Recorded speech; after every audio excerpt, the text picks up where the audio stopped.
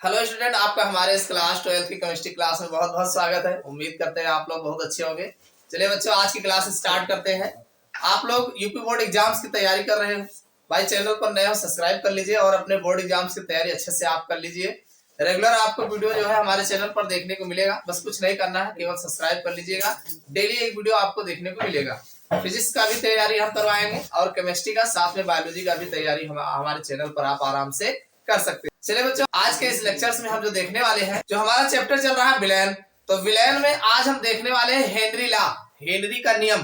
देखो, ये पिछली बार नहीं पूछा गया है, ये इस बार भी नहीं पूछा गया है, तो उम्मीद है आपके 2026 में बोर्ड एग्जाम में कंफर्म है आएगा। हेनरी का नियम जो है कंफर्म है आएगा, इसको नथिंग मत करिएगा, मोस्ट इंपॉर्टेंट लगा करके इसको अच्छे से देख लीजिएगा।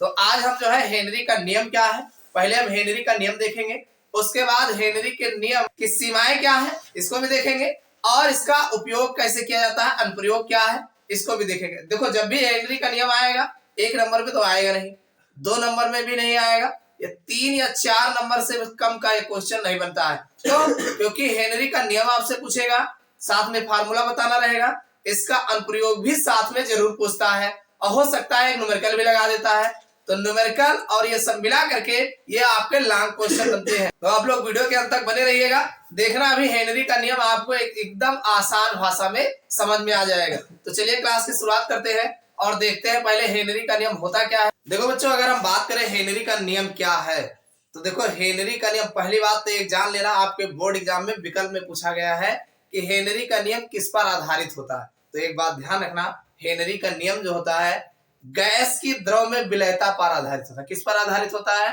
गैस की द्रव, यानी द्रव में गैस को घोला गया है। यानी अब लेसन क्या कौन सा पढ़ रहे हो? विलयन पढ़ रहे हो। तो विलयन में विलय और विलायक होते हैं, मतलब कोई विलय, अब चाहे विलय आपका सॉलिड होगा, विलायक आपका द्रव होगा। तो यहाँ पर जो विलयन आपका है, जो आप हेनरी का नियम पढ़ने जा रहे हो, तो हेनरी के नियम में जो हमारा विलय होगा वो गैस होगी और विलायक आपका द्रव होगा। यानी गैस की द्रव में विलयता पर हेनरी का नियम आधारित होता है। समझ में आ गया ना? गैस की द्रव में विलयता पर ये हेनरी का नियम आधारित होता है। ये आपका 1 नंबर का क्वेश्चन विकल्प का हो गया। अब बात ये आती है कि हेनरी का नियम है क्या, तो चलिए इसको हम समझ लेते हैं। जैसे मान लीजिए ये आपका विलयन है, अब विलयन है तो इसमें आपने क्या क्या डाला है? एक तो आपने भाई द्रव लिया है, एक आपने द्रव लिया है और दूसरा आपने गैस लिया है। भाई आप विलयन की बात कर रहे हो ना, तो एक द्रव होगा दूसरा गैस होगा, क्योंकि गैस की द्रव में विलयता ही हेनरी का नियम है। तो अब ये दो बातें क्लियर हो गया। तो अब अगर हम देखें तो ध्यान समझिएगा भाई, ये जो गैस है द्रव है दोनों जो बना है, तो ये इस विलयन में जो गैस होता है, ये गैस द्रव की सतह पर एक दाब उत्पन्न करता है। क्या लगाता है?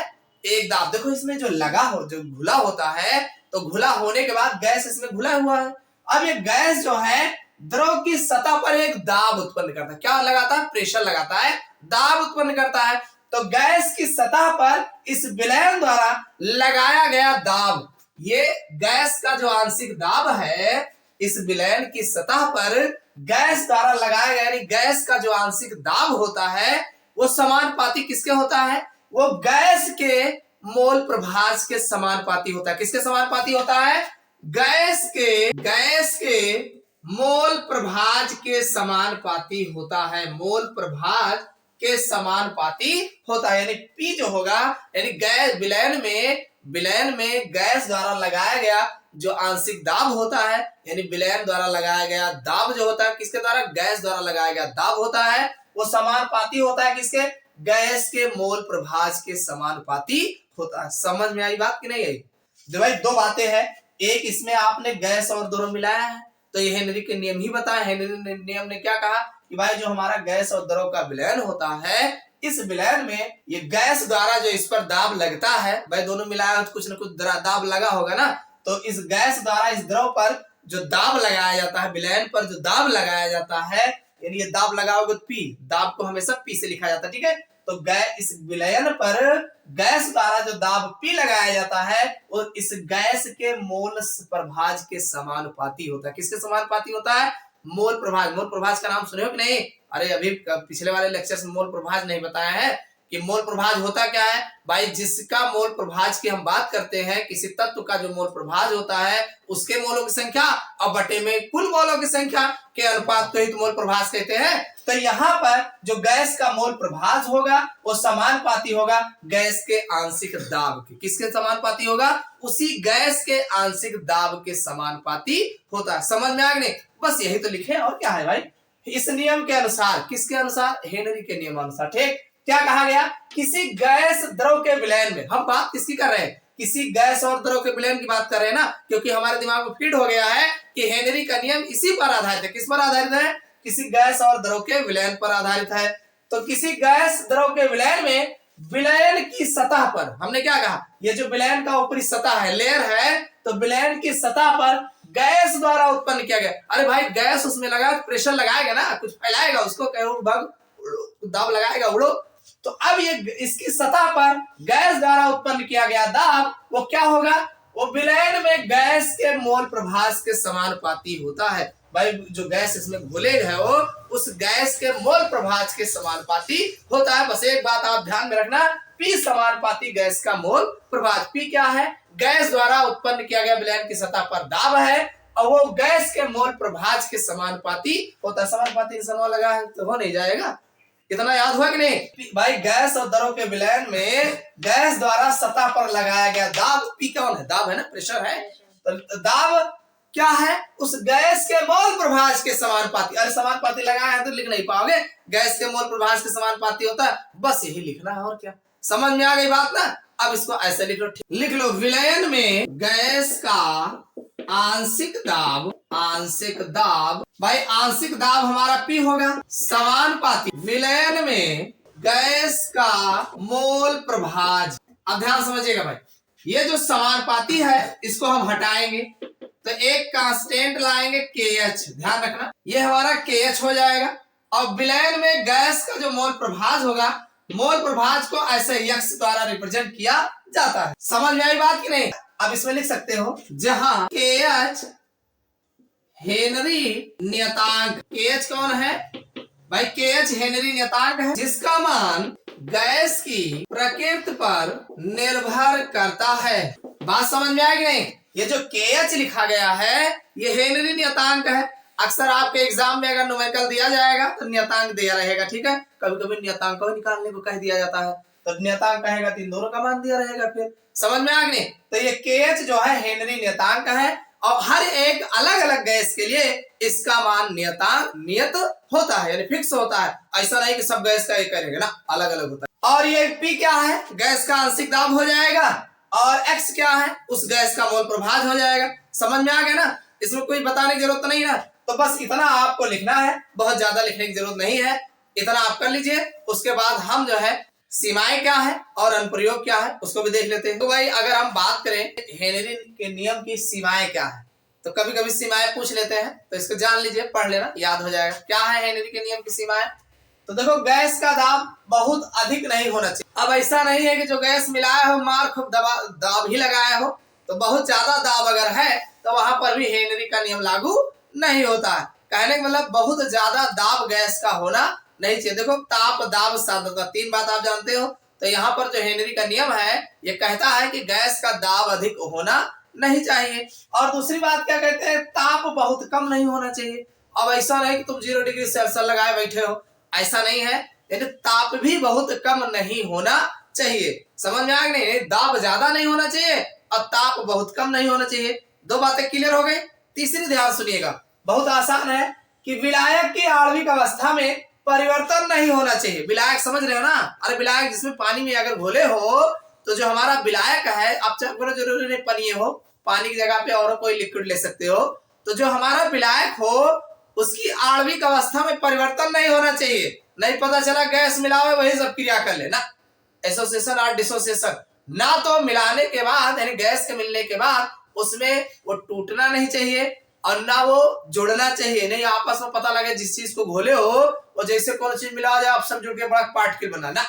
यानी विलायक जो हो उसकी आणविक अवस्था, आणविक मतलब जो भी उसकी मॉलिक्यूलरिटी है जो का त्यों है वैसे ही होना चाहिए, उसमें किसी भी प्रकार का परिवर्तन नहीं होना चाहिए। तो वही कहा गया विलायक की आणविक अवस्था में परिवर्तन नहीं होना चाहिए, यानी जिसमें घोल रहे हो उसकी आणविक अवस्था में किसी भी प्रकार का परिवर्तन नहीं होना चाहिए, अर्थात ना तो वो जो है विघटित होना चाहिए और ना तो उसको संगुणित होना चाहिए, ना तो डिसोसिएट होना चाहिए, ना तो एसोसिएट होना चाहिए।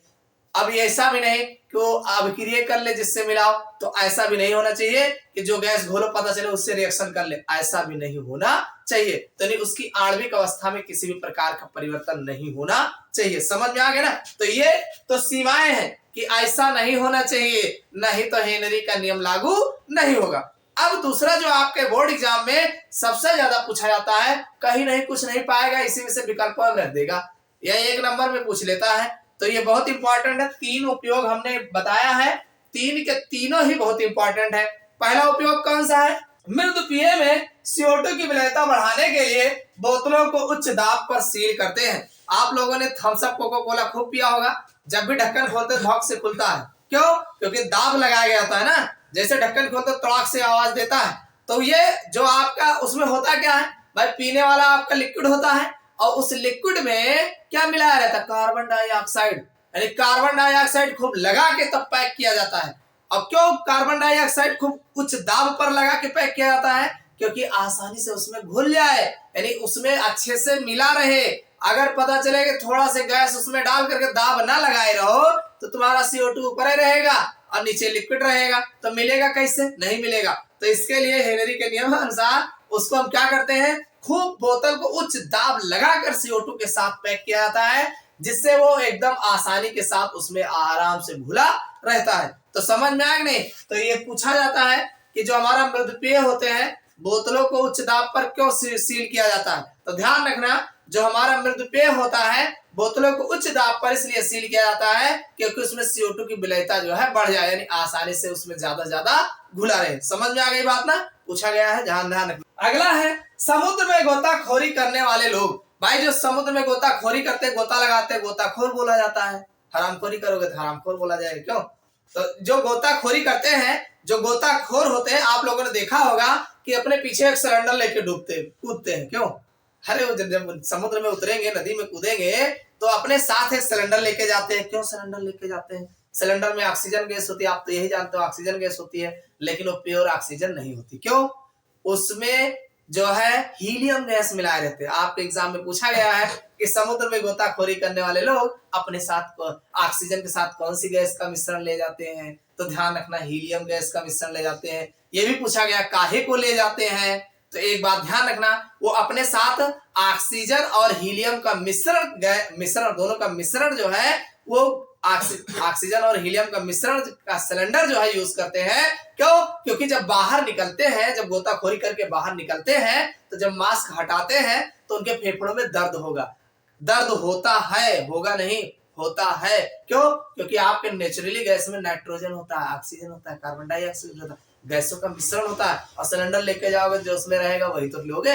तो उसमें जब हीलियम मिला देते हैं तो वो जब हीलियम मिलाया हुआ ऑक्सीजन होता है तो उसमें क्या होता है, जब आप हटाते हैं तो आपको जब बाहर वाली ऑक्सीजन लेते हैं नेचुरल वाली, तो उससे आपके अगर आप प्योर शुद्ध ऑक्सीजन अगर लिए रहोगे ना सिलेंडर से, तो क्या होगा, जब बाहर आओगे तो पता चलेगा आपके सीने में बहुत अथाह दर्द होगा। तो इस दर्द के प्रभाव को कम करने के लिए ही ऑक्सीजन के साथ हीलियम गैस का मिश्रण प्रयोग किया जाता है। ध्यान रखना, ये एग्जाम में बहुत पूछा गया कि भाई सिलेंडर में ऑक्सीजन के साथ कौन सी गैस मिलाई जाती है? तो एक तो हीलियम गैस मिलाई जाती है। काहे को मिलाई जाती है? इसलिए कि जब वो बाहर निकलते हैं तो वो अपने दर्द, सीने में होने वाले दर्द के प्रभाव को कम करने में, यानी कम करने के लिए ही हीलियम गैस का मिश्रण प्रयोग किया जाता है। समझ में आ गई? देखो और दूसरी खासियत क्या है जान लो। दूसरी खासियत यह है हीलियम गैस की कि ये ब्लड में कम घुलता है। हीलियम गैस ब्लड में कम घुलता है, और जब ब्लड में कम घुलता है तो भाई आपका सिलेंडर का जो ऑक्सीजन गैस यूज कर रहे हो कम लगेगा, और साथ में मिश्रवा उसका हीलियम का लगा है, कम घुला रहेगा तो सिलेंडर कम खींचोगे ना, और शुद्ध ऑक्सीजन जल्दी जल्दी खींचोगे, जल्दी सिलेंडर खर्च हो जाएगा। तो एक फायदा ये भी रहता है, हीलियम जो ब्लड होता है रक्त में कम घुलनशील होता है, जिससे ऑक्सीजन का सिलेंडर थोड़ी ज्यादा देर चल सके, चलता भी है ज्यादा देर। तो एक दर्द का प्रभाव कम करेगा, दूसरा वो ज्यादा देर चलेगा भी। समझ में आ गया नहीं? ये फायदा है इसका लेने का। तो दूसरा प्रयोग समझ में आ गया ना। अब तीसरा ध्यान देख लो। तीसरा है फेफड़ों में O2 और CO2 का आदान प्रदान हेनरी के नियमानुसार होता है।